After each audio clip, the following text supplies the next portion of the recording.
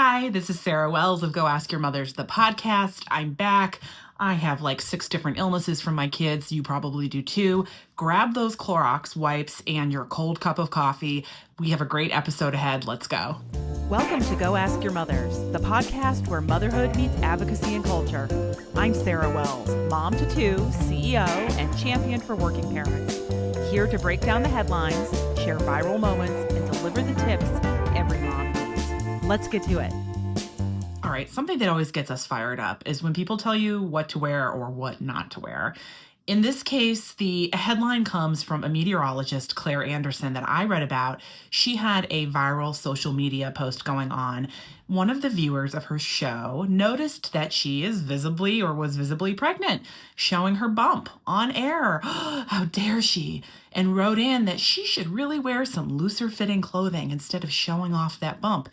That bump was a distraction to people viewing and trying to get their weather forecast. Of course, she clapped back at this. She's pregnant. This is normal. She had on perfectly professional attire. Why does everyone feel like they have the right to comment on what you wear? Why is pregnancy to be hidden? Has this ever happened to you? I'm curious. Let's talk about this a little bit more.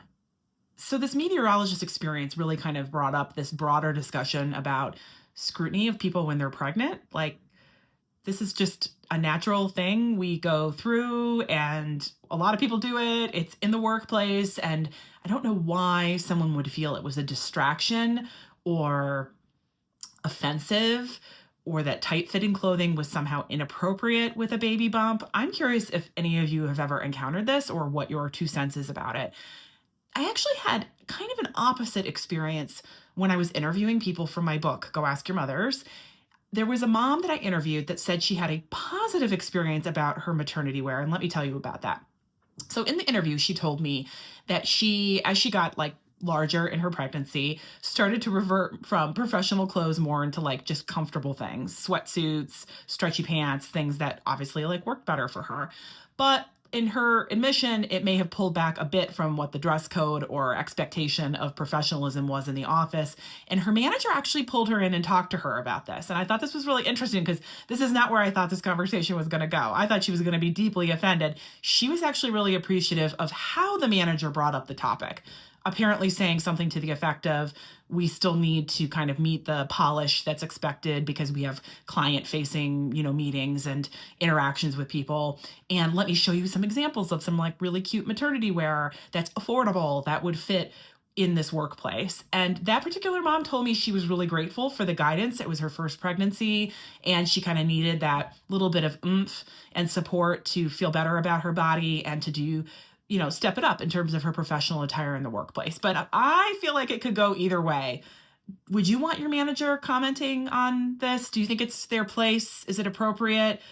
Is it appropriate just in general to comment about professional attire and dress code? And what about maternity wear specifically? And what do you think about this meteorologist who actually had people trolling her for wearing a tight-fitting dress with a baby bump on air? At the end of the day, I think it's kind of somewhat to each their own. I think the fact that this mom felt empowered by her manager and so supported in communication is just amazing. On the flip side, like people trolling people for how they look, particularly in pregnancy or in about anything regarding weight and women's bodies, no, not going to have it. Don't think it's appropriate. All right, I think at the end of the day, this comes down to bodily autonomy and stop criticizing women's bodies.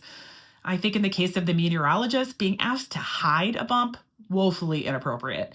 Never. In the case of the interviewee in my book who felt supported by her boss saying that it's great that you have a baby bump, you just need to polish it up a little in this particular workplace, I could see where that might be appropriate, especially if there's a dress code.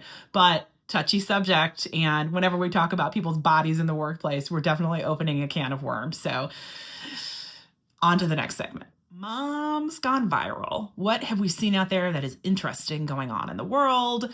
I loved and found super fascinating this reel in TikTok that went viral, millions and millions of views, from a group of doctors who said never would they ever do X, and I'll share some of them with you, as doctors in regard to their own kids. Fascinating. I tuned into this. A pediatric anesthesiologist and a gastroenterologist, pediatricians, all sorts of doctors. They said things like choking hazards. They would always cut up their grapes. Button batteries. They would never let their kids have access. Very controversial one. One of the doctors said she would never let her child have a sleepover. There were some obvious things like riding ATVs, but I would also say that one of the ones that came up was trampolines, which, I mean, like every house in this block has a trampoline. I'm really curious if you have any never would you ever and what your reaction is to what the doctor said. I will post this up on my Instagram channels, the viral reel. I'll repost it there. So if you haven't seen it, you can tap in. So go take a look at Sarah Wells Bags or Go Ask Your Mothers and comment there or text me into the show and let me know what your never would you ever, and let me share a couple of mine. So popcorn totally freaks me out. I'm kind of in the camp of the whole choking thing. I let my kids have popcorn. We eat popcorn at the theater. We get popcorn at home, but I'm just kind of a nervous wreck about popcorn. And I'm always saying, like, do not lay down while you eat that popcorn.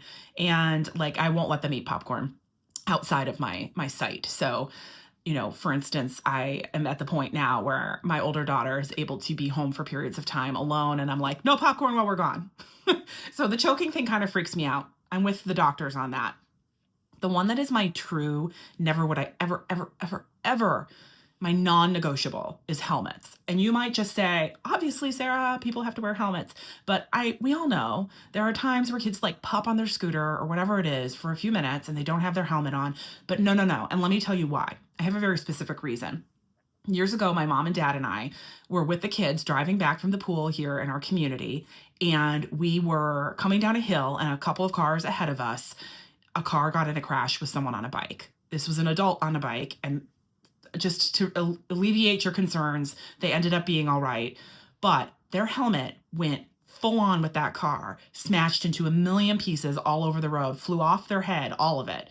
And their head was perfectly fine. I saw that all happen right in front of me. Nothing more than that kind of visual will drive home for you what would have happened if there had not been a helmet there. So my never would I ever is I would never, ever, ever let my kids get on anything moving like a bike, a scooter, whatever it is, without a helmet. Non-negotiable. So the never, ever, ever would you ever do with your kids kind of got me thinking about what are some of the things you should do. And so in Mom Hacks and Facts this week, I'm bringing to you a couple of my absolute must-do as a parent. And first is the ever controversial but all-important nature pee. Let's talk about the nature pee. Yes, they make all sorts of incredible car potties, and you should have one. I completely subscribe to that, but the children will get too large for the car potty at some point. And you may be in a situation where you forgot the car potty or you're in someone else's car. The nature pee is an essential part of living. And let me tell you, during the pandemic, we used that nature pee all the time. I was so glad my kids could do that effectively without making a gigantic mess because there were no restrooms open on the side of the road or we couldn't go in. And I have a hysterical story for you. One time we were effectively doing the nature pee in some really rural area off of a dirt road. And I was like down there helping one of my kids finish up. And as we looked up and stood up, an entire herd of miniature horses were galloping toward us. And I think we both like fell over in the dirt, the clean part of the dirt, don't worry, and laughed hysterically. And to this day, we talk about our nature pee with a herd of sort of fairy unicorn looking miniature ponies. I mean, right, all the moms listening with little tiny babies. Woo! My next one is don't ever forget the backup outfit. Again, so obvious, but we're operating on very little sleep. And sometimes you go through the outfit that's in the diaper bag and don't remember to replace it. Do not leave home without the extra change of clothes. Ideally, a change of clothes for the baby and a change of clothes for you. But at least for the baby, let me tell you about what happened at 30,000 feet when I didn't have that change with a breastfed baby.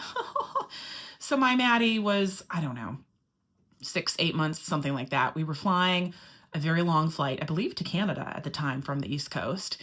And what happened? She had a massive blowout all the way up the back. Like, I think it was into the sleeves, essentially. I had to change her in one of those like ridiculously small trifold door plane bathrooms. It was so awful. I could not redeem those clothes. She had like I think a long sleeve onesie with little pull-up pants over it. And I had to toss the whole thing into the garbage can. Like I wasn't even going to put that in a plastic bag back in my diaper bag. It was just too far gone. So it went in the trash. And I'm sitting there, I got the clean diaper on her. Of course, I had the diapers. And I'm thinking, all right, so we're going to put the new outfit on her. I like wiped her down with some wipes. We're going to make this. We're going to survive this experience. And I did not have a backup outfit. Like nothing. No little shirt, no little onesie, no pants, not a swaddle, not nothing. So I had to ask a flight attendant. I got one of those like really sort of cheapo navy blue plain blankets, and I essentially made her like a little burrito in the rest of the flight in a plain blanket in her diaper. And I felt like a terrible mother, even though I know I'm not. I felt awful, but at least I guess she was warm, but it was a disaster. And I will never again, not even with my older children. Like if we're going somewhere on a long car ride, I'll even bring extra outfits in the back of the car, because why not? You never know when you might just spill a whole bottle of water on yourself in the car. That happens. Or someone has some sort of accident or gets sick or whatever the issue is. Always have the spare outfit. So never would I ever leave home without the spare clothes. Episode tried to keep it a little lighter, talking about some of the funnier parts of parenting. I really would love to hear from you. Tell me some of your never would you ever, or some of your hacks, things you can't live without. I also just love your opinion on this whole bump fashion, hiding the bump in the workplace. Is that appropriate or not? What do we all expect around that issue? So comment here, comment on Sarah Wells Bags, or go ask your mothers on Instagram. Thank you so much for being with me again.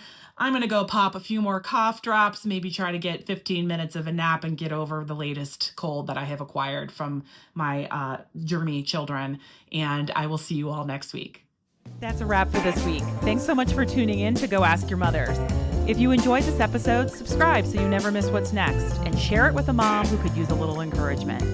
Follow me on Instagram at Sarah Wells Bags for breastfeeding tips, and at Go Ask Your Mothers for working mom life and more. Remember, you're doing better than you think, and you're stronger than you know. Until next time, you've got this, and I've got your back.